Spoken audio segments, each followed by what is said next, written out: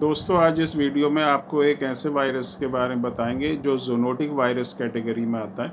Zoonotic virus वो होता है जो जानवरों से इंसानों में फैलता है, और ये जो वायरस है ये एक तरह का चमगादड़ होता है जिसको हम फ्लाइंग फॉक्स कहते हैं। उस चमगादड़ से ये इंसानों में फैलता है। चमगादड़ के अलावा दूसरे जो जानवर होते हैं जैसे सूअर, बिल्ली, कुत्ता, भेड़, बकरी या गिलहरी, उससे भी ये इंसानों में फैल सकता है। और ये जो है हवा से इंसान में नहीं फैलता। अगर किसी जानवर को है और वहाँ पर इंसान है तो हवा से ये जो है ट्रांसफ़र नहीं होता एक इंसान से दूसरे इंसान में या एक जानवर से दूसरे इंसान में। ये जो है बॉडी फ्लूइड्स के थ्रू, जैसे सलाइवा, लार या दूसरा जो बॉडी फ्लूइड होता है उसके कांटेक्ट में आने से ही जो है जानवरों से इंसान में फैलता है। और ये जो वायरस है इसका मोर्टेलिटी रेट जो है बहुत ही हाई है। जो डेथ रेट है वो 75% है, मतलब 100 लोगों में 75 लोगों की मौत इस वायरस से हो जाती है।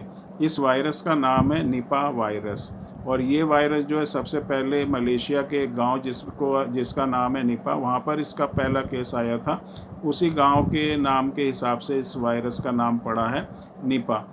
इस वायरस के जो सिम्टम्स होते हैं वो ये होते हैं, जिसको अगर इन्फेक्शन होता है निपाह वायरस का तो ये जो दिमाग के ऊपर असर करता है, दिमाग में सूजन होना, इंसेफेलाइटिस होना, उसके अलावा जो है घबराहट होना, बेचैनी होना, उसके सांस लेने में परेशानी होना, बहुत ज़्यादा कमज़ोरी होना, जो हमारी बॉडी है उसमें पेन होना, इस तरह के सिम्टम्स दिखाई देते हैं।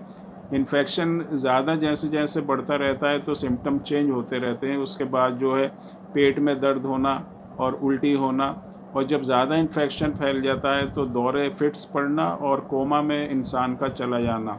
और जब इंसान कोमा में चला जाता है तो वहाँ से रिकवरी होना जो है बहुत ही मुश्किल होता है। इसीलिए इस वायरस से हमको बचाना बहुत ही ज़रूरी है। ये मैंने आपको इसके कॉज बताए, किस तरह से होता है, ये फैलता है और इसके क्या सिम्टम्स होते हैं। अब क्या कोई ऐसी मेडिसिन है जिससे हम अपने आप को इस वायरस से बचा सकते हैं, या अगर इसका इन्फेक्शन हमारी बॉडी के अंदर होता है तो उसकी सीवियरिटी, इंटेंसिटी को हम कम कर सकते हैं? तो होम्योपैथिक मेडिसिन में एक मेडिसिन है जिसको अगर आप यूज़ करेंगे तो आप इस वायरस से बचे रहेंगे, और अगर आपको इन्फेक्शन हुआ है तो उसकी जो सीवियरिटी है, इंटेंसिटी है, वो कम होगी और ये काफ़ी फ़ायदा आपको पहुंचाएगी। इस होम्योपैथिक मेडिसिन का नाम है बेलाडोना। बेलाडोना को आपको 30 पोटेंसी में लेना है, और इसकी 5 बूंदें 1 चम्मच पानी में आपको 15 दिन में 5 दिन तक लेनी है।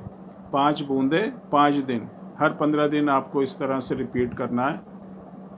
ये जो है तरीका, ये प्रिवेंशन के लिए है। अगर कहीं पर भी निपाह वायरस फैला हुआ है तो आप इस तरह से इस मेडिसिन को यूज़ करें।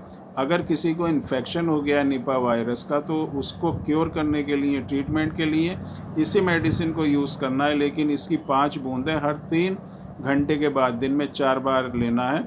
और इस तरह से अगर किसी को इन्फेक्शन होता है निपाह वायरस का और वो दिन में 4 बार इस बेलाडोना 30 मेडिसिन को लेता है तो उस इन्फेक्शन को बहुत हद तक वो रिकवर करेगा, और उसकी जो इंटेंसिटी है वो जो है कम होगी, और दिमाग पे जो असर होता है वो नहीं होगा, और जो है चक्कर आना, बेहोशी होना, कोमा में चला जाना, इस तरह की कंडीशन नहीं आएगी। तो उम्मीद करता हूँ ये वीडियो आपके लिए यूज़फुल होगा।